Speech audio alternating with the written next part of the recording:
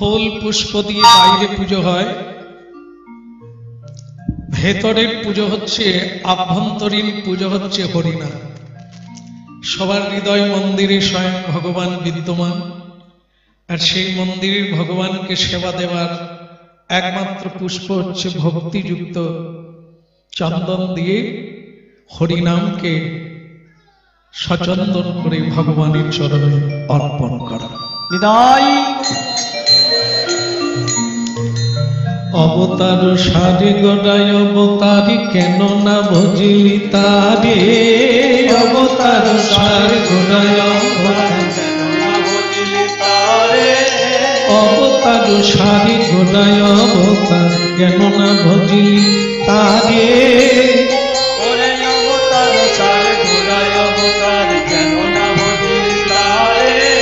করিনি দেবাস গেল না পিরাস আপন করম ফেলে,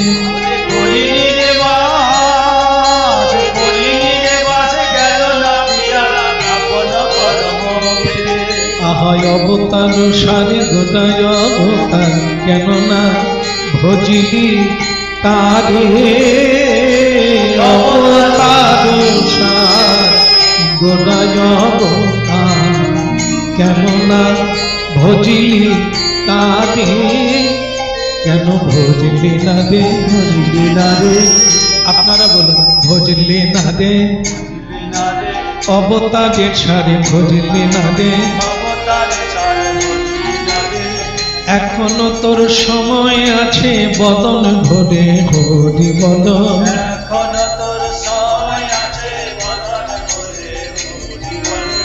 এখনো তোর সময় আছে বদন ভরে হরি বল,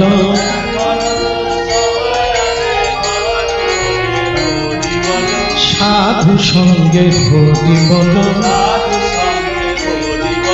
সাধু সঙ্গে হরি বল, কদে করো কালি দিয়ে সাধু সঙ্গে হরি বল,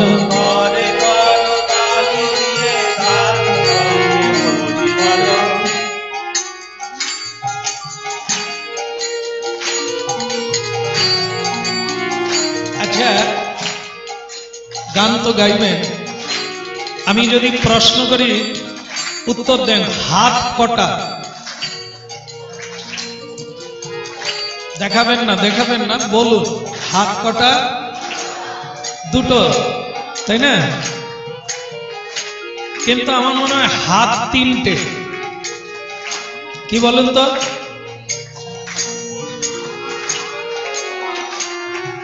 তাই গৌর হরিব, ডান হাত আর বাম হাত, আর একটা হচ্ছে অজু হাত,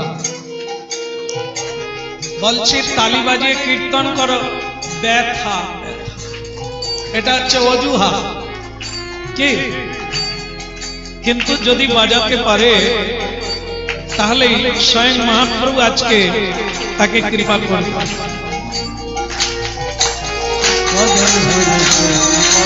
বদন ভরে বদন ভরে, আচ্ছা শ্রী জগৎগুরু কি, আর আজকের তিথি তো অমাবস্যা,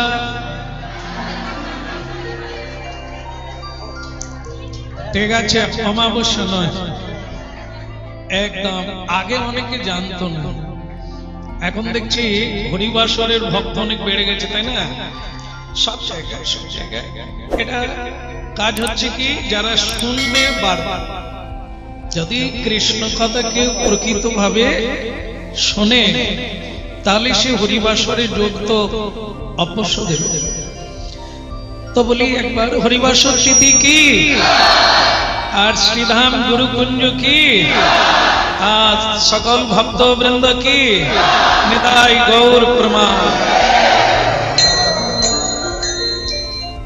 খুবই ভালো লাগছে, কষ্ট আপনাদের হচ্ছে, বসার অসুবিধে হচ্ছে, বহু ভক্ত দূর দূরান্ত থেকে এই শুভ দিনে প্রত্যাশা করেছেন সাধু সঙ্গ করা দরকার।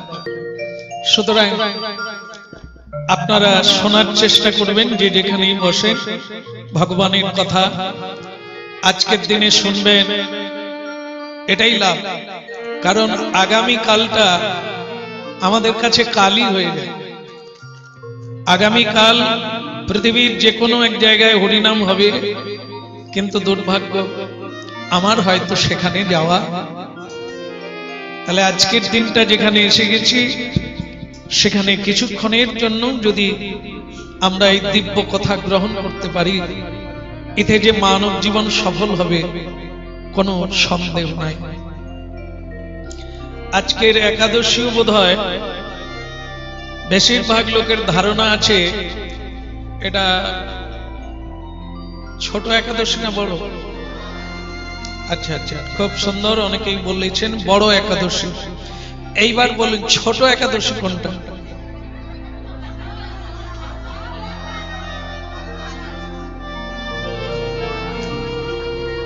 এই জন্য খুব শোনা দরকার। যাদের ধারণা আছে সারা বছর কোনো একাদশী করেন না, 4টে বড় একাদশী করেন। আমি আপাতত খুঁজে পাই না এখনো পর্যন্ত যে বড় একাদশী বলে কোন শাস্ত্রে উল্লেখ আছে। একাদশী হরিবাসর ভগবানের তো ছোট আর বড় নেই। হরিবাসর মানে এটি হরির দিন, ভগবান শ্রীকৃষ্ণের তিথি। সুতরাং সেই তিথিতে কৃষ্ণ কথা শোনাটা ছোট বড় নয়। আর যাদের ধারণা আছে যে একাদশী ছোট আর বড়, এটি মুছে ফেলে। কোন একাদশী ছোট নয়, আর কোন একাদশী বড়। আর কোন একটাতে ফল আছে আর একটায় ফল নেই, আর আলাদা আলাদা ফল নয়।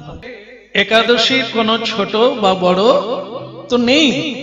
এমনকি যে কোনো একাদশী, একটা একাদশী যদি করি তাহলে আমাকে প্রতি একাদশী করতে হবে, এবং যদি না করি তাহলে বোধহয় অপরাধ হবে। আপনারা শুনলে খুশি হবেন যে যদি জীবনে কেউ শেষের দিন পর্যন্ত একটা একাদশীর ব্রত পালন করবেন, তাহলে একটা ফল আপনি অবশ্যই। আর যদি আপনি বেশি করতে পারবেন ব্রত, একে তো ব্রত বলে না। একটা ব্রত করলেন, একদিন করলেন, একদিনের ব্রত এটা, এটা সারা জীবনের ব্রত নয়, একদিনের ব্রত। আজকে সকাল 6টা থেকে আগামীকাল সকাল 6টা পর্যন্ত এই ব্রত ভগবানের নিকটে থাকা আর শরীরকে একটু দমন করা।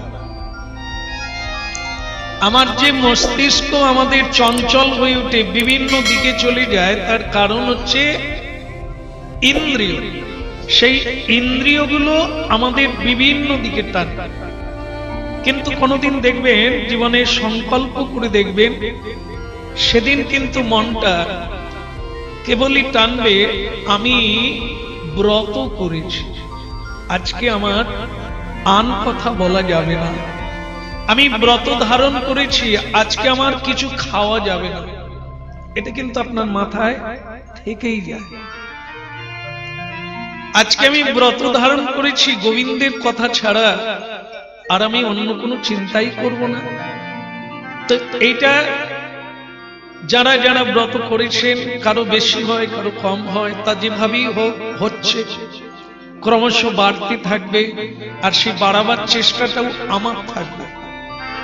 আমার মানে আজকের তিথি, আজকের বার, আজকের দিন অন্য কেউ আপনাকে করিয়ে দিতে পারবে না। যদি না করে আপে পারবে কেউ? ভাগবত কথা শুনুন, ভারতীয় আধ্যাত্মিক তত্ত্ব কি আছে এর মধ্যে, মনুষ্য তত্ত্ব কি, আত্মতত্ত্ব কি, সংসার তত্ত্বটা কি, এগুলো জানতে হয়। জানলে কি হবে? সব অপনোদন হবে। শোক থাকবে না, যেটা নিয়ে আমাদের শরীর নষ্ট হয়ে যায়, মন খারাপ হয়ে যায়, খাওয়া বন্ধ হয়ে যায়, শোয়া বন্ধ হয়ে যায় ইত্যাদি। সুখ আমাকে ছেড়ে পালিয়ে যায়। সেই সব কিন্তু তত্ত্ব এই ভগবত কথার মধ্যে নিরসন হবে। হলে দেখবেন দুনিয়ার লোক দুঃখে কাঁদবে, আপনার কিন্তু দুঃখ হবে না। কেন? জ্ঞান অজ্ঞান, জ্ঞান হচ্ছে আলো, অজ্ঞান হচ্ছে অন্ধকার। যত কথা শুনবেন তত জ্ঞানের শ্রীবৃদ্ধি হবে, আর জ্ঞান মানে জীবনের আলো ফুটে উঠবে, আপনার অনেক অজানা জানা হয়ে যাবে। বৈরাগ্য জোর করে আনতে হয় না, ত্যাগ জোর করে করতে হয় না, ত্যাগ তো জ্ঞানেই ত্যাগ হয়ে যায়। যদি জানা হয়ে যায় আমি কে, আমি তো ভগবান শ্রীকৃষ্ণের দাস, তাহলে আমার কাজ কি? কৃষ্ণের দাস বললাম, তাহলে কার সেবা হবে? কৃষ্ণের সেবা হবে। তাহলে জানা হয়ে যায়। তো যারা আমরা জানলাম না আমি কে, আমরা জেনে রেখেছি আমি সংসারের কর্তা, আমি না করলে হবে না, ইচ্ছে আছে উপায় নাই, আমি যেতে চাই ভক্তি পথে, কিন্তু সংসারের এত দায়িত্ব আমার কাঁধে আছে, মাথায় আছে, যা আমি ওদিকে যেতে পারছি না। এরকম 1/3 মানুষ আমাদের কাছে বলে ইচ্ছে আছে উপায় নাই। না, এটি হয় না। আপনি সংসারের দায়িত্ব তো অবশ্য পালন করবেন, কারণ আপনার দায়িত্ব অন্যজন নিয়েছে। আপনার মা বাবা আপনার দায়িত্ব নিয়েছিলেন, আপনাকে পালন করেছে, পায়ে দাঁড়াবার সময় পর্যন্ত ওনারা আপনার দেখভাল করেছে। যদি মা বাবা থাকে, যদি সংসার করেন, যদি ছেলে মেয়ে থাকেন, তাহলে ওদের ভারটা কি আপনার উপরে? কোন ভার? সংসারের ভার বলতে আমরা কোনটা নিই? বলো রাধে রাধে। আচ্ছা, আমি দু একটা বলবো, আপনারা হাত তুলবেন, কে কে এই সব দায়িত্ব নিয়েছেন। তার আগে আর একটা জানো ভালো, সংসারের দায়িত্ব সবাই নিয়েছেন তো? অনেকে বলতে ভয় পাচ্ছে কোথায় প্যাঁচে পড়ে যাও। তবে যাই হোক, কিছু হয়তো বাকি আছে, বাকি সবাই সংসারের দায়িত্ব নেওয়া আছে, তাই না? আচ্ছা ঠিক আছে, আপনারা বলেছেন সংসার আছে। আচ্ছা, এবার আমি বলতে চাচ্ছি দায়িত্ব নিয়েছেন, এইসব দায়িত্বগুলো নিশ্চয়ই নিয়েছেন। কেউ যদি অসুখ করে মরতে যাচ্ছে, আপনার দায়িত্ব আছে ও যেন না মরে। হাত তুলবেন। এই দায়িত্ব নেননি, তার মানে যাই যাক। আচ্ছা আচ্ছা, মনে করেন আপনি এরকম দায়িত্ব নিয়েছেন, যদি আমি কোনো কারণে কিছুতে আমি আর বাড়ি না ফিরতে পারি, তাহলে আমি যা করে যাচ্ছি তোমাদের কোনোদিন দুঃখ থাকবে না। হাত তুলবেন। এ দায়িত্ব নেননি, তাহলে কোন দায়িত্বটা নিয়েছেন?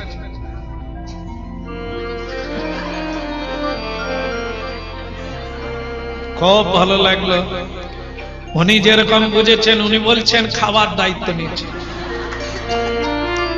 কি? আচ্ছা, মনে করেন ওনার উপরে খুব দায়িত্ব ছিল, কিন্তু উনি কলকাতা যাচ্ছিলেন আপনাদের খাবার আনতে, কিন্তু ভগবান বললেন ওর টাইম হয়ে গেছে, ওই উলবেড়ার কাছেই ওকে তুলেন। এবার বলুন, ওনার উপরে যে দায়িত্ব ছিল খাওয়াবার দায়িত্ব সংসারে, এখন তারা বাঁচবে না মরবে? সব মরে যাবে। তাহলে কি করে বলছেন আমি দায়িত্ব নিয়েছি? উনি যদি খেতে নাও দেন, কেউ মরবে না, তাহলে এটাও কেটে গেল।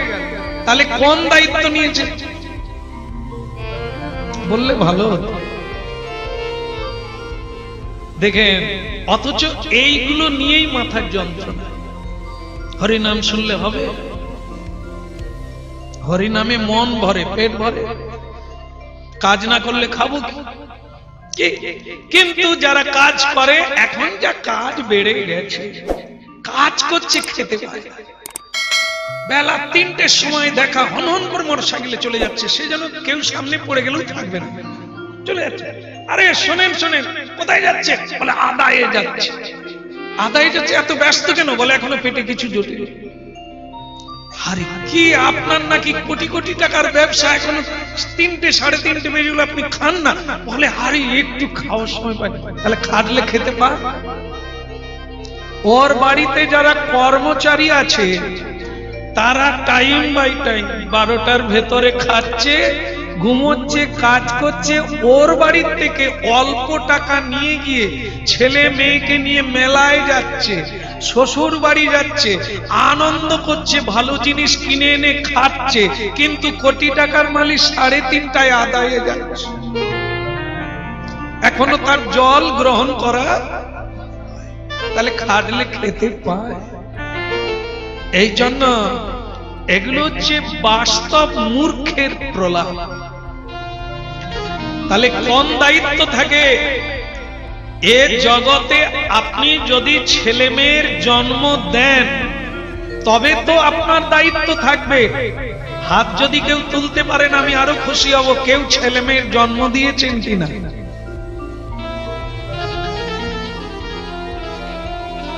জন্ম দেয় না। তাহলে বলি এই যে তাহলে এত ছেলে মেয়ে, আমরা যদি না থাকতাম ছেলে মেয়ে হতো? এরকম প্রশ্ন আমাদের কাছে আসে একবারে সামনে দাঁড়িয়ে দাঁড়িয়ে। আমি বিয়ে করব না, ছেলে এমনি হয়ে যাবে। তাহলে হ্যাঁ বাবা তুমি একটু আস্তে আস্তে আস্তে আস্তে। কেন? আমাদের মন্দিরে এরকম অনেক দম্পতি আসে, বিয়ে করার পরে 14 বছর ছেলে মেয়ে কিছুই হয়। কেন? বিয়ে কি করেনি? বলো রাধে রাধে। মহাপ্রভু চরণে এসে মানসিক করছেন, শ্যামসুন্দর প্রভু যদি আমার সন্তান হয় মহাপ্রভুর ভোগ লাগাবো আর আপনাকে বাড়িতে নিয়ে যাব। তাহলে কেন? মহাপ্রভুর কি দরকার? নারী পুরুষের মিলনেই তো সন্তান হয়, তাহলে আরেকজনের হয়নি কেন? এর কোনো উত্তর নাই। আবার দেখুন একজনের 5টা মেয়ে, কত ঠাকুরের কাছে বলছে একটা ছেলে। কেন? তুমি যদি সৃষ্টিকারী হও, তোমার দ্বারাই যদি জন্ম হয় তাহলে তুমি তো নিলেই হবে। কি হবে? তার মানে এখানেও কেটে যাচ্ছে, এটাও মানুষের কাজ। যদি মানুষের কাজ হতো ইচ্ছে মতো নিতে পারত, তাহলে সংসারের কোন দায়িত্ব নিয়েছে? শুধু শুধু মালিক সেজে বসে আছে। একজন ঘর জামাই, ঘর জামাই বুঝে? যেরকম আমি আছি, বুঝেন? যারা শ্বশুর বাড়িতে থাকে ওকে ঘর জামাই বলে। আপনারা কোথা আছে? নিজেদের ঘরে না লোকের ঘরে? বলো রাধে রাধে। যেখানে আপনারা আছেন ওটাও তো আপনাদের ঘর নয়, ওটা আগে অন্যজনের ছিল। আর আপনি ছাড়লেই নতুন ভাড়াটিয়া ঢুকবে, ব্যস্ত আছে। বলো রাধে রাধে। আমাদের মাস্টার ছেলের বিয়ে দেবে, আমি তোমার তো রুম নেই, বলে আমি ছেড়ে দেব। ওইটাই চুনকাম করে ছেলেকে দিয়ে দেব। তার মানে সময় হয়ে গেছে, ভাড়াটিয়া বেরিয়ে পড়ো, নতুন ভাড়াটিয়া। কি রকম বাস্তব গুলো তুললাম, এখন আপনারা বোঝেন। এরকম মিথ্যা বলবেন না, সত্য বলবেন। হরিবাসর তিথিতে ব্রত করেছেন, মিথ্যে বলবেন? কাল থেকে এটাই বলুন ভাড়ার বাড়িতে আছে। কি? তাহলে ভাড়ার বাড়িতে কেন আছেন? কাজের জন্য ভাড়া নিয়েছেন। এখানে কাজ শেষ হয়ে গেলে ভাড়া চুকিয়ে দিয়ে চলে যেতে হবে। কোথায় যাবেন? অফিসে যাবেন। অফিসে গেলে আবার মালিক ম্যানেজার কোথায় পোস্ট দেবে, একবারে বগলে করে কাঁথা টাঁথা মাদুর টাদুর নিয়ে। বলো রাধে রাধে। বলো হরি। মাদুর যদি নূতন হয় শ্মশানে মাদুর দেবে না, যদি ছেঁড়া হয় তাহলে যাবে। বলো রাধে রাধে। এরকম সংসারে আমরা কত কান্নাকাটি করি, আমার সংসার এক ফুৎকারের জীবন, এক চুটকি, अभी है अभी नहीं। এটাও ভাগবত তত্ত্ব, আধ্যাত্মিক তত্ত্ব এত সত্যর উদ্ঘাটন করে। আর সংসার সব মিথ্যেগুলো বলে, সংসার সব মিথ্যে বলে। এ তোমার বাড়ি, এ তোমার স্ত্রী, এ তোমায় বিয়ে দিলাম, এ তোমার মা, এ তোমার বাবা, এসব মিথ্যেগুলো বলে। আর এখানে বলছেন কৃষ্ণ মাতা, কৃষ্ণ পিতা, কৃষ্ণ ধন আর প্রাণ, একদম সত্য। জন্ম দিয়েছেন কৃষ্ণ, এই জন্য কৃষ্ণ পিতা, তার ইচ্ছায় আমার একটা। তিনি রক্ষাকর্তা, পিতা হওয়ার যোগ্য তিনি আমাকে এখনো রেখেছেন। আমার মা বাবার ইচ্ছে থাকলেও থাকা যাবে না, কিরকম সত্য। আর তিনি আমার মা, তিনি মা হয়েই তো আমাকে পালন করছে, লালন করছে। তিনি ধন, যদি তাকে ধন রূপে হৃদয়ে ধরতে পারবো স্মরণ মননের দ্বারা, তাহলে ওই ধন নিয়ে আমি আবার কোন ভক্তের গৃহে জন্ম পাব, মুক্ত হব, পার হব, তরিয়ে যাব, পাবন হব। আর এ জগতের ধন যতই থাকুক, এ তো সব বাটোয়ারা, এরা সব ভাগ করে নেবে, আমি শূন্য হয়েই যাব। এই জন্য যদি ধন, মন, প্রাণ গোবিন্দকে বলা হয়, এর চাইতে সত্য আর পৃথিবীতে। এই জন্য সংসার এরকম মিথ্যা।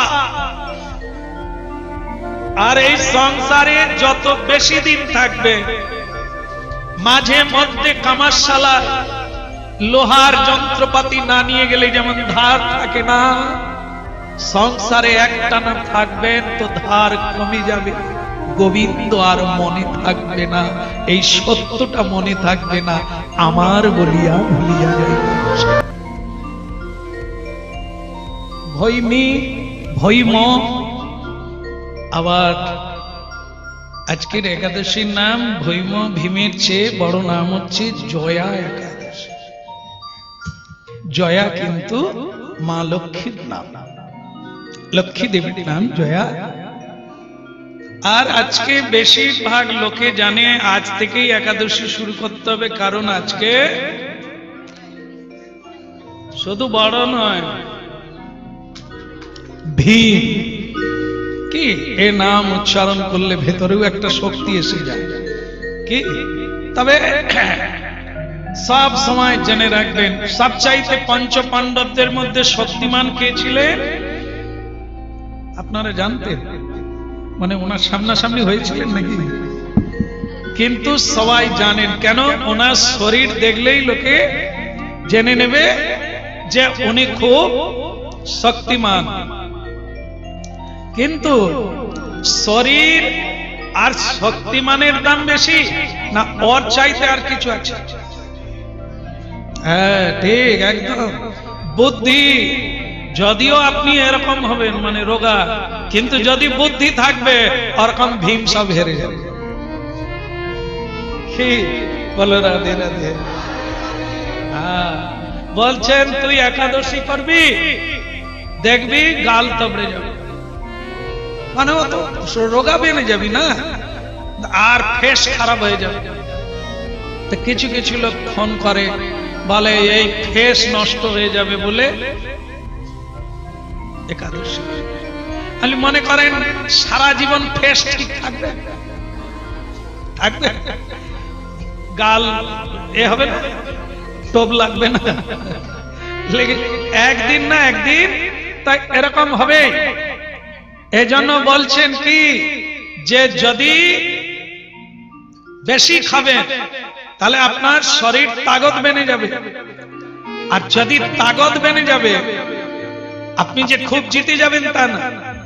একবার একটা কুস্তি খেলা হয়েছে, পালোয়ান আগের থেকে অনেক ব্যায়াম ট্যায়াম করে খুব শরীরকে তাগত রেখেছে।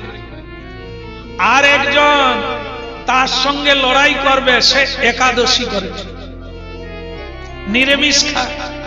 তো দর্শনার্থীরা বলছে যে আরে তুই কেন যাবি, মার খেয়ে মরে যাবি, তার শরীর দেখ আর তুই একাদশী করে রোগা হয়ে গেছিস, তুই কি করে তার সঙ্গে পারবি? বলে তবু চেষ্টা তো করি। আচ্ছা, একাদশী কেন করে? ভগবানের সঙ্গে সংযুক্ত হবে বলে। তাহলে আগে পরিচয় নেন, ভগবান হচ্ছে সর্বশক্তিমান আর আমরা হচ্ছে ক্ষুদ্র শক্তিমান। তাহলে আমরা যদি ভগবানের সঙ্গে যুক্ত হয়ে যাই, সেই ভগবত শক্তি যদি আমার মধ্যে এসে যায়, তাহলে পালোয়ান কিছু করতে পারবে না। এরকম মহা মহা পালোয়ান চলে গেল কুরুক্ষেত্রের মাটিতে, কেউ থাকলো? পঞ্চ পাণ্ডবী থেকে গেল। কেন? এরা ভগবানের সঙ্গে যুক্ত। এই জন্য মহাসমুদ্র পার হয়ে গেল। এই জন্য শ্রীকৃষ্ণ কথামৃত। আর যদি কেউ শ্রীকৃষ্ণের কৃপা প্রাপ্ত হবে, তার চেষ্টায় থাকবে, তাহলে আপনাকে হারাতে এই পৃথিবীর কোন শক্তি সামর্থ্য হবে। যাই হোক, আজকে যেহেতু আপনারা ভীম একাদশী বলেন, কিন্তু সে সম্পর্কে কোন লীলা আমরা দেখি না।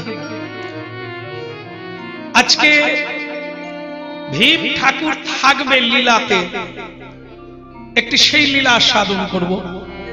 যেহেতু আজকে তার নামে একাদশী অনেকে জানেন, এই জন্য তার কথা মাঝে মাঝে আসবে এবং ভগবান শ্রীকৃষ্ণ থাকবেন।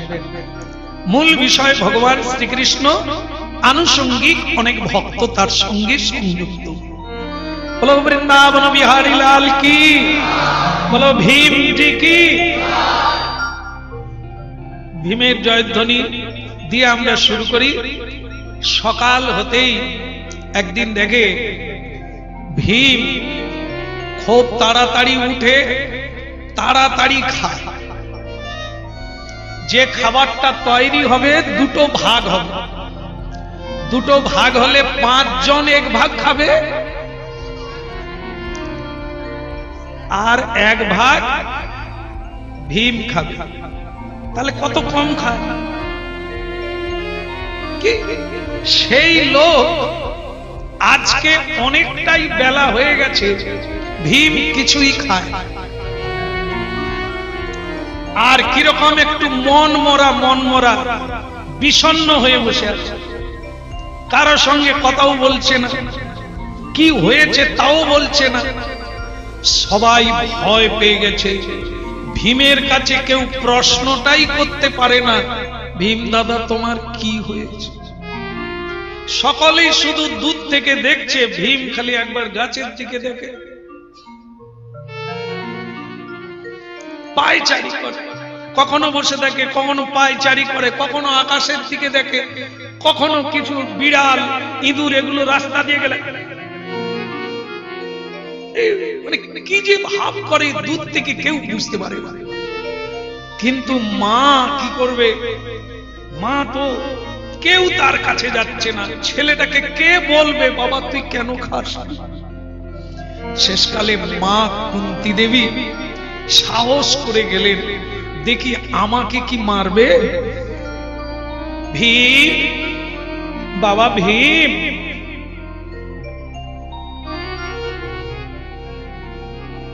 বাবা ভীম রে, ও ভীম।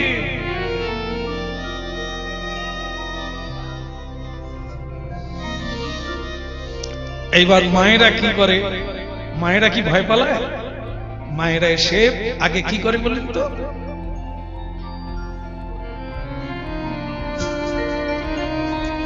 বড় বড় হেলে গরু থেমে যায়, শুধু একটু গায়ে হাত যেই বুলিয়ে দিয়েছে ভীম,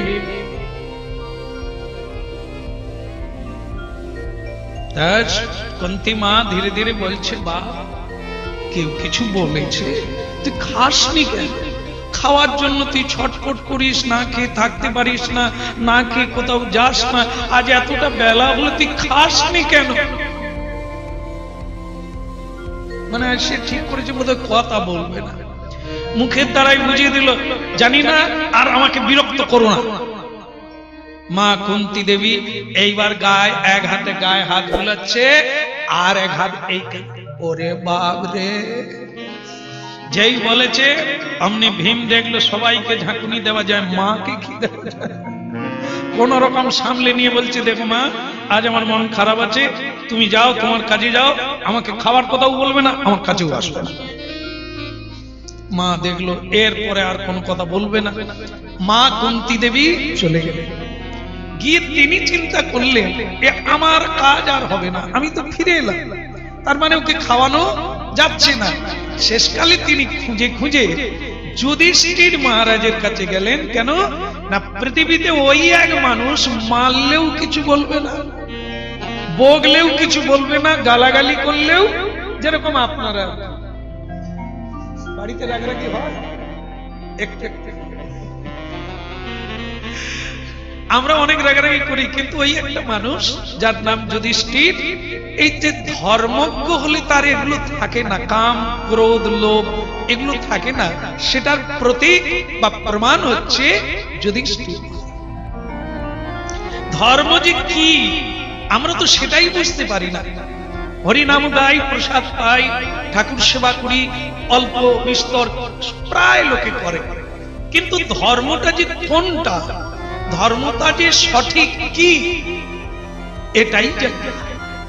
এই জন্য কোনো কিছু চলে যায় না, বরং আরো বেশি করে এসে যায়। কাম ক্রোধ লোভ মোহ আমাদের আরো দিন যায় যত বাড়তে থাকে। কেন? তত্ত্বটা জানা। বলো রাধে রাধে।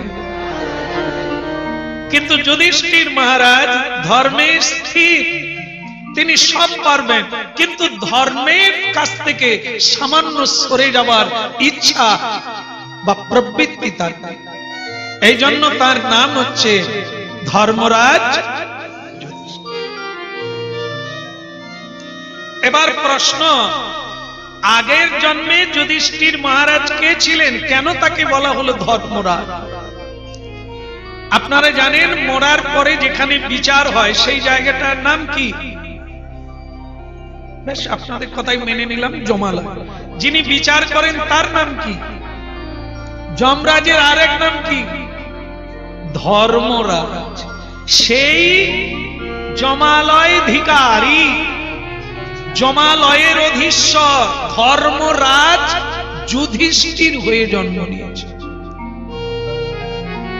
তার একটা অংশ যুধিষ্ঠির মহারাজ, আর একটা অংশে ধর্মরাজ বিদুর হয়ে এসেছে। তাহলে যদি আগের জন্মে তিনি ধর্মরাজ থাকেন, তাহলে এ জন্মে তিনি ধর্মরাজ হবেন না? আমরা যদি এই তত্ত্বটা বুঝতে পারি, তাহলে এ জন্মে যদি হরিনাম করি, প্রণাম করি, মাথা নিচু রাখি, ক্রোধ না করার চেষ্টা করি, তাহলে আগামী জন্মে এর ফল পাবো না।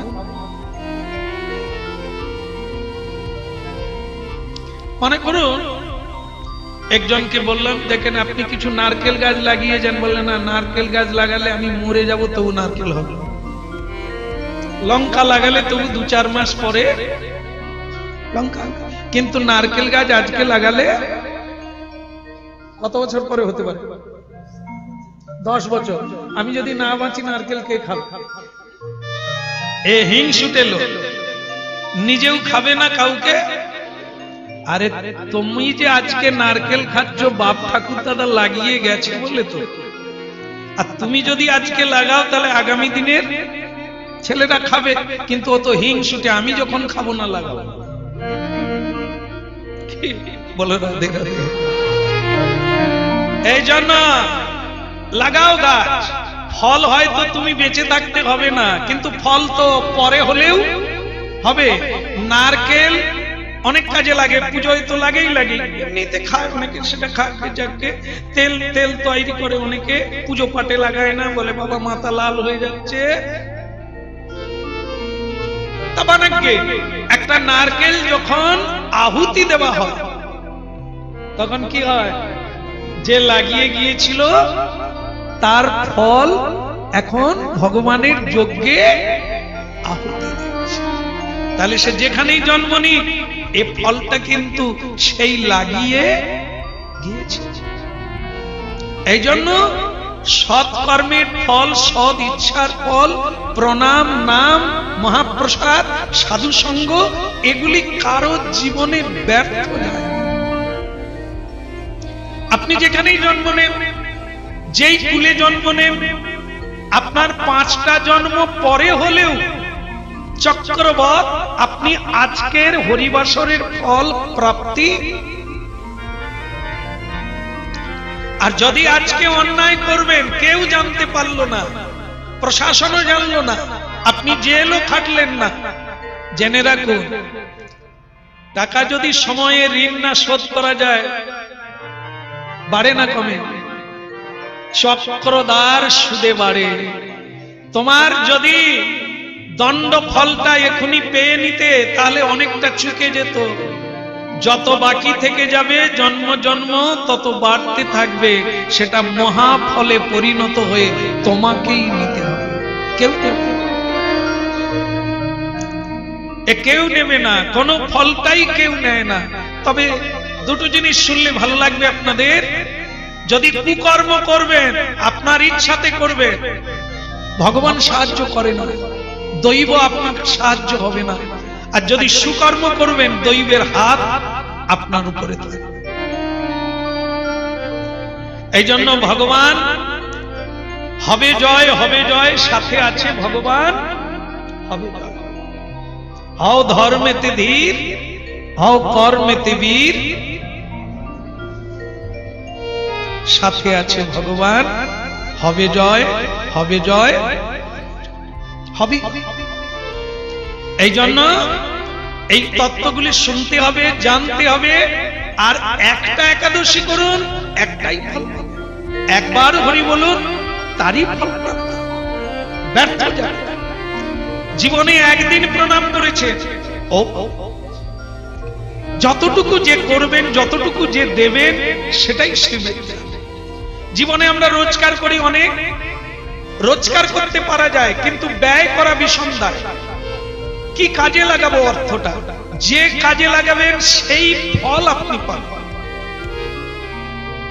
যদি ব্যাংকে রাখবেন, বাড়তে থাকবে, আর আপনি শুয়ে শুয়েও বাড়তে থাকবেন। কিরকম বলুন তো? মরে যাচ্ছেন তবু কামনার শেষ নাই, টাকাটা না না ওকে দেব না, না না ওটা করবো না। আপনারা ভাবছেন কি আমি বোকা লোক, মহোৎসব করবো, 10,000 টাকা খরচা করবো, ও থাকবে। এই যে বাসনা বাড়ছে, ওখানে টাকা আছে, এখানে বাসনা চলছে, কি কি করব। আর যদি অন্য কেউ ভাবছে আমার একটা অর্থ বাড়তি এসে গেছে, যেটা সংসারে এই মুহূর্তে প্রয়োজন নাই, আমি কি করব? হরিকথা যদি শুনতে থাকেন, তবে আপনার বাসনা জাগবে। একদিন বাড়িতে হরিবাসর দেওয়া যায়। কি কলিকালের মহাযজ্ঞ হচ্ছে নাম যজ্ঞ, বাড়িতে করা যায়। সাধুগুরু বৈষ্ণবকে আনা যাক, তিনি যখন দিয়েছে তার সেবায় লাগানো যাক।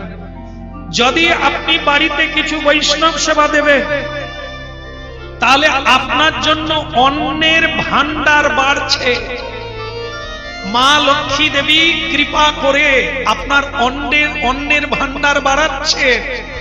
কেন? আপনি দিয়েছেন, ওটা অনেক বেশি করে আপনাকে ফিরিয়ে দেওয়ার জন্য মা লক্ষ্মী পর্যন্ত কাজে ব্যস্ত হয়ে যায়। এই জন্য আর যদি কিছু রেখে যাবেন, মনে করেন জীবনে লোকে রোজগার করতে করতে মরে গেল, জীবনে ভালো খেলো না, ভালো করলো না, কোনো জায়গায় গেল না, তীর্থে গেল না, কোনো ভালো কাজও করলো না, রেখে মরে গেল, কি হবে? ও ছেলেরা 2 বেলা সুরাপান করবে, বলে বাপ যা রেখে গেছে আর আমাকে কিচ্ছু। সুরাপান করবে, এসে কি করবে? স্ত্রীকে ঢাই করে দিয়ে ভালোবাসবে, এসে হাঁ করে তাকিয়েছে, যেন মনে হয় আমি ঠিক বলে দিয়েছি। যারা সুরাপান করে স্ত্রীকে মারলো, ভালোবেসে মারে। হ্যাঁ, চুলের মুঠি ধরে বাইরে বের করে, এসব দৃশ্য দেখলে খুব খারাপ লাগে। হ্যাঁ, গতকাল থেকে হরিনামের রাস্তায় ছিলাম তো, দেখি সে এমন পান করেছে, সাইকেল তার গায়ে পড়ে আছে, লোক যাতায়াত করছে, কিন্তু সে পড়ে আছে। কারণ লোকেরও ঘৃণার মানে হাত দেয়, সাইকেল নিয়ে যেতে পারে না, সাইকেল তার গায়ে পড়ে গেছে, সে তাতেই পড়ে আছে। অবস্থা দেখো, এদেরকে সমাজের লোকও হাত দেয় না, হাত দিলে ছোঁয়াচে রোগ ঢুকে। তাহলে কি, কেন না ওদের বাবা রেখে গেছে জমি জায়গা, বাড়িয়ে গেছে, টাকা পয়সা রেখে গেছে, খাটনিরও দরকার নেই, মানুষ হবারও দরকার নেই, পেট ভরে খাচ্ছে, উচ্ছন্নে যাচ্ছে। তাহলে যদি রেখে যান তাহলে কি হবে, ভূতে খাবে। আর এরা যত অন্যায় করবে, কার টাকায় করবে? আপনি তো রেখে মরে গেছেন, দিয়ে গেছেন ওদের জন্য। তা ওরা যা করবে ইন্টারেস্ট আপনি পাবেন, কিভাবে পাবেন? কুলং পবিত্রং জননী কিতার্থী। কুলে একজন বৈষ্ণব সন্তান জন্ম নিলে কত পুরুষ উদ্ধার হয়? 14 পুরুষ উদ্ধার হয়। কুলে একজন মাতাল জন্ম নিলে কতজন পাপী হয়? 14 28 জন, 28টা কুল পাপী হবে। তাহলে ভাবুন কি রেখে যাচ্ছেন। রেখে যান, বাড়িতে মন্দির করে রেখে যান। কেন? মন্দিরের নামে দিয়ে দেন যে গোবিন্দের সেবা করবি সেই সব পাবে। ওদেরকে দীক্ষা দিয়ে সেবক তৈরি করে যান। এরা এখানে ঘন্টা বাজলে তোমার জীবনের ঘন্টা বেজে যাবে। যেখানে জন্ম নেবে সেখানে বিপদে পড়লেও তোমার বিপদ কেটে যাবে। কেন? তোমার ঘন্টা বাজছে। বলো রাধে। এগুলো কোনো মিথ্যা নয়, মিথ্যা নয়, একেবারে সত্য, ধ্রুব সত্য। এভাবেই ভগবান দিয়ে থাকে। এই জন্য বলছে সুখ না চাইলেও সুখ আসবে, দুঃখকে তাড়াতে চাইলেও দুঃখ আসে। আসে না? এখানে হাত তুলবেন কেউ দুঃখ চান? সঙ্গে সঙ্গে হাত তুলবেন না, শোনার পরে হাত তুলবেন। দুঃখ কে কে চান যে কাল থেকে আমার বিপদ হোক? কেউ বলে না না, বরং আজ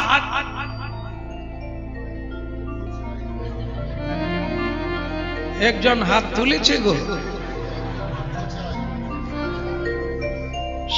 আচ্ছা ঠিক আছে, হাত নামিয়ে নেন বাবা, আপনি একা ছাড়া কেউ নেই। একজন মহাপুরুষ বর্ধমান থেকে এসেছে, গান পাগল, হরিনামের পাগল লোক। কোথায় বাড়ি, কোথা থেকে ছুটে এসেছে ভাবলেও অবাক লাগে। আমার গুরু কৃপা এনাদের মতো চরম ধুলি দিয়েছে।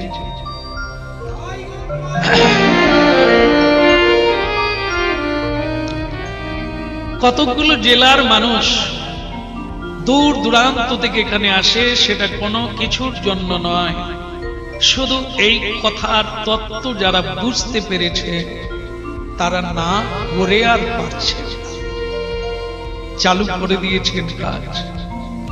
তো সেটা কি? দুঃখ কেউ চায় না, তবু আসে।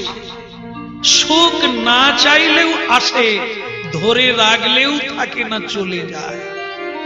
তাহলে সহজে পণ্ডিত জ্ঞানী বুঝতে পারে একে যেমন ডাকলেও আসে না, রাখলেও। এটা কি? জন্ম জন্মান্তরের কর্মফল যেমন দেওয়া আছে, করা আছে, না চাইলেও পাচ্ছে, চেয়েও পাচ্ছে। আগামী কাল জীবনে কি অপেক্ষা করছে কেউ জানে না। অঘটন ঘটন পটিয়সী কর্মের লিঙ্গ। আমি যা করেছি আমার কর্ম অনুযায়ী সেই দিনগুলো অপেক্ষা করছে। আমার সঙ্গে কিন্তু এক হবে না কারো, কারো জীবন এক হবে না। আমার কর্মে আমি বাঁধা, তোমার কর্মে তুমি বাঁধা। এই জন্য কেউ সুখী কেউ দুঃখী। এগুলি কিসে ঘটে? গীতা পড়ুন, ভগবান সব উত্তর দিয়ে দিয়েছে। সুখানি চ দুঃখানি চ, শীতোষ্ণ। কিছু প্রাপ্তিতেও আনন্দে মেতে ওঠো না, কিছু হারিয়ে গেলেও কেঁদে ওঠো না। শীতকালেও তুমি কখনো বলবে না আহ কি শীত, গরমেও কখনো তুমি বলো না আহ কি গরম। কেন? শীতকে কেউ আনতে পারে না, এসেছে ও চলে যাবে, আগন্তুক, স্থায়ী নয়। ঠিক তেমনি উষ্ণ গ্রীষ্ম আসে, নিজের থেকে আসে, আবার চলে যায়। ওদেরকে কেউ ডাকলেও আসে না, রাগলেও থাকে না। ঠিক সুখ আর দুঃখ মানব জীবনের, হাসি আর কান্না কর্মের প্রবৃত্তিতে আসবে আর যাবে, ওর জন্য তুমি চিন্তন করো না। তুমি হরি ভজন করো, কৃষ্ণ নাম করো, ভক্তি পথে রহো, শ্রীকৃষ্ণই তোমার সব ব্যবস্থা করে দেবে। তবে এই কথার উপরে আরেকটা কথা আছে, যদি আমার কর্মে আমি চলবো তাহলে ভগবানের চরণে শরণ কেন নেব? কর্মেই যদি প্রতিটা দিন কাটে তাহলে আমি তার চরণে শরণ কেন নেব? ভগবান বলে তোর কর্ম খণ্ডন করতে গিয়ে কর্মফল আরো বেড়ে যাবে। আর তুই যদি আমার চরণে শরণ নিয়ে নিস তাহলে তোর আর কর্ম থাকবে না। কখন? যদি তুই কৃষ্ণের দাস হতে। দাস কি খায়? মালিক যা খায় তার উচ্ছিষ্ট খায়। তাহলে উচ্ছিষ্টটা তো চাকরের নয়, ওটা মালিকের। আমি যেটাই শুয়ে থাকি ওটাও মালিকের, যে খাটে শুই ওটাও মালিকের, আমি যেখানে শুই বাড়িটাও মালিকের, যেটা খাই ওটাও মালিক দেয়, খাওয়ার ওনার খাওয়ার পরে খায়। আর উনি যে জামা কাপড় দিয়েছেন সেটাও ওনার দান। তাহলে আমি কার? আমি তো মালিকের। মালিককে, যার ইচ্ছায় জগৎ চলে। এখানে কর্মফল নাই। বাঁশ পাতায় যেরকম, বাঁশ পাতা জানেন তো, এই শীতকালে দেখবেন বাঁশ বাগানে পাতা ঝরে একবারে রাশিকৃত হয়ে গেছে। কতগুলো ম্যাচিস লাগবে পুরাতে? একটা দেশলাই কাঠি হলেই কয়েক বিঘা বাঁশ বাগান জ্বালিয়ে দেওয়া। একটা শুধু ফেলে দেব, বাস কাজ হয়ে যাবে। ঠিক তেমনি অনন্ত জন্মের পাপ রাশির বাঁশ পাতা ভরে গেছে। একটা দেশলাই কাঠি, একটা ভক্তির বাড়ি, এক ফোঁটা চোখের জল পড়বে, পূর্ব পূর্ব জন্মান্তরের হাতের রেখা উল্টে যাবে, কপাল বদলে যাবে, আর তোমার জীবন বদলে গিয়ে গোবিন্দ চরণ। হাত সে রেখা করম সে খন্ডা দো। কৃষ্ণ বললেন তাহলে আমাদের হাতের রেখা বদল কি করে হবে? এটা কি? হরে কৃষ্ণ কৃষ্ণ কৃষ্ণ কৃষ্ণ হরে হরে।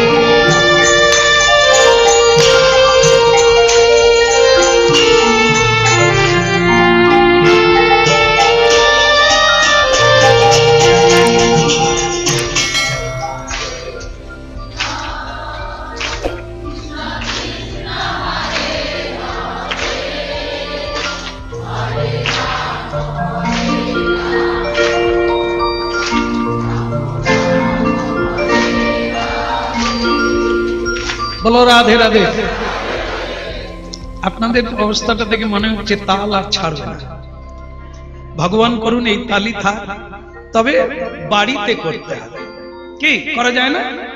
হ্যাঁ, এরকম করে করে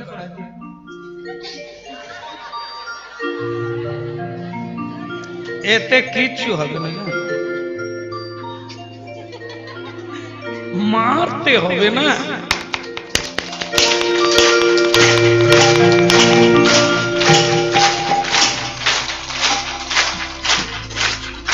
হ্যাঁ বাস, ওইরকম হলেই হবে।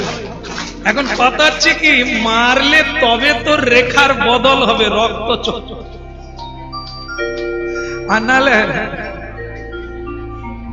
এরকম করলে কিছুক্ষণ পরে দেখবেন। বলো রাধে রাধে। এই জন্য মহাপ্রভু বলেছেন সঙ্গে কীর্তন করুন। একাকী যদি কাউকে ঘন্টা খানেক জপ করতে হয় 3 বার ঘুম হবে। আর যদি গাছে পাখি থাকে কি করে উড়াবে?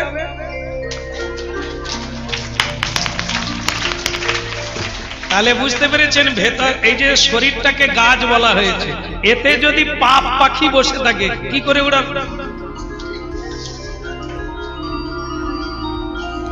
ওর ঘরে মেজ বৌমা যা বলবে শুনতে পাবেন, এর ঘরে খোকার বাবা যা বলবে শুনতে পাবেন, কিন্তু যদি উচ্চস্বরে হরিনাম করবেন এ দুটো কানি বন্ধ হয়ে যাবে, কে কি বলছে।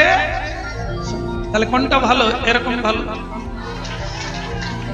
একটু উচ্চস্বরে। তবে আবার আজকেই পড়লাম আরো ডিপলি যে অনেকে আবার এইগুলো শুনে গিয়ে না বাড়িতে কি হাঙ্গামা চালাচ্ছে বলে। ছেলে মেয়ে নাতি নাতনির পরীক্ষা, সে বুড়ো তো বড় দেখে এখান থেকেই করতাল নিয়ে গেছে, সে মারছে ঝপাং ঝপাং, আর ও ঘর থেকে বলছে আরে করতাল। সে বলে অসময় কিচ্ছু জানি না, শ্যামসুন্দর প্রভু শিখিয়েছে করতাল বাজাও। এইবার তারা ধরে তো আমাকে ধরে, বলে আপনি এরকম সব দিকবাজি শুরু করছেন, হ্যাঁ এরকম আশ্রম খুলেছেন, এরকম কারখানা খুলেছেন, বাড়িতে লেখাপড়া সব বন্ধ হবে, এরকম ধর্মকর্ম। শেষকালে সেই লোককে আবার ডেকে বলতে হয়, বাহ ধর্মটা যে কি সেটা কি এত তাড়াতাড়ি বোঝা যায়? ঝাঁজ কি ঝাঁজ নয়, কথা কিনেছো ভালো কথা, বাজাও সেটা তাকে শোনাবার জন্য এত জোর বাজাচ্ছ, কাউকে তো শোনানোর জন্য না, কীর্তন করার জন্য। কেন এত যন্ত্রপাতি লাগে? না একা গাইলে ফাঁকা ফাঁকা লাগে, মনোরম হয় না, মধুর হয় না। যেমন কত কিছু আপনারা রান্না করলে কত কিছু মশলা দেন না, কেন শুধু নুন দিলে হয় না? হয় না, ভালো হয় না, হয় ভালো হয় না। বলো রাধে রাধে।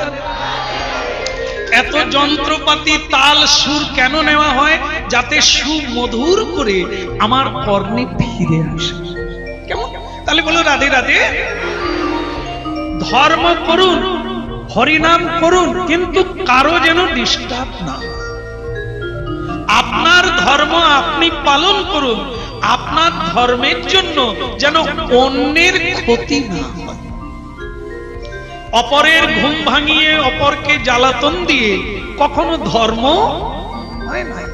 ধর্ম তো নিজে নিজে আপনি করুন, আপনার ধর্ম আপনি পালন করুন, কোনো বাধা নাই, কিন্তু আপনার ধর্ম অন্যের উপরে যেন পীড়ন না হয়। অনেকে দেখবেন 65-70 বৎসরে গিয়ে একটা তুলসীর মালা পড়েছে, বৃদ্ধ বা বৃদ্ধা পাস। এইবার বাড়িতে গিয়ে সেই 18 বৎসরের বৌমা ঘরে ঢুকেছে, তার জন্য মোটা মালা কিনে নিয়ে গেছে। বৌমা পরো, এ বাড়িতে থাকতে হলে মালা পরতে হবে, এ বাড়িতে থাকতে হলে সন্ধ্যা দিতে হবে, হাতে তালি দিয়ে কীর্তন করতে হবে। মা এই বয়সে এগুলো করতে হবে, নাহলে আমার সংসারে থাকা তোমার দ্বারা হবে না। তাহলে আমি যদি প্রশ্ন করি, শাশুড়ি মা তুমি কতদিনে তুলসীর মালা পরেছ? কতদিনে? 70। আর ওকে ধরলো কত? 17। তাহলে ওকেও সময় দাও, ওকে হরিবাসরে নিয়ে এসো, ধীরে ধীরে করে, জোর করে কাউকে নয়। তোমার বলার অধিকার আছে, বোঝাবার অধিকার আছে, কিন্তু জোর করার অধিকার কারোরই নেই। ধর্ম জোর করে কোনোদিন হয় না। ধর্ম বোঝাতে পারি, শোনাতে পারি, জানাতে পারি, করবে কিনা জানবে কিনা সেটা প্রতিটি মানুষের ব্যক্তিগত বিষয়। এর জন্য কোনো আইন নেই, বরং ভারতীয় সংবিধানে লেখা আছে ধর্ম নিজ নিজ ব্যক্তি বিশেষ, তিনি তার ধর্ম পালন করবে, কারো ধর্ম কারো উপরে জোর করে চাপিয়ে দেওয়া যাবে। যার যেটা ভালো লাগে তিনি ধর্ম করবেন, এটি স্বাধীনতা দেওয়া থাকে ভারতবর্ষের সংবিধান। এই জন্য আমাদের ভারতবর্ষে বিভিন্ন ধর্মের মানুষ আছেন, যে যার ধর্ম সে তার পালন করছে, কেউ কারো ধর্মে ভেদ সৃষ্টি করছে। ঠিক সংসারেও তাই। আপনি বুঝতে পেরেছেন, আপনি করুন, আপনি চোখের জলে বুক ভাসিয়ে দেন, আপনি অন্তর্যামী, তো আপনার হৃদয় রয়েছে, আপনার সব খবর জানেন। এখানে চিৎকার লাগবে না, এখানে উচ্চস্বরে লাগবে না, শুধু লাগবে কোথায়? এই জন্য মাঝে মাঝে চলে যেতে হবে হরিবাসরে, সেখানে গিয়ে প্রাণ ভরে হরিবল বলতে হবে, সেখানে গিয়ে সকল ভক্তের সঙ্গে দুই হাত।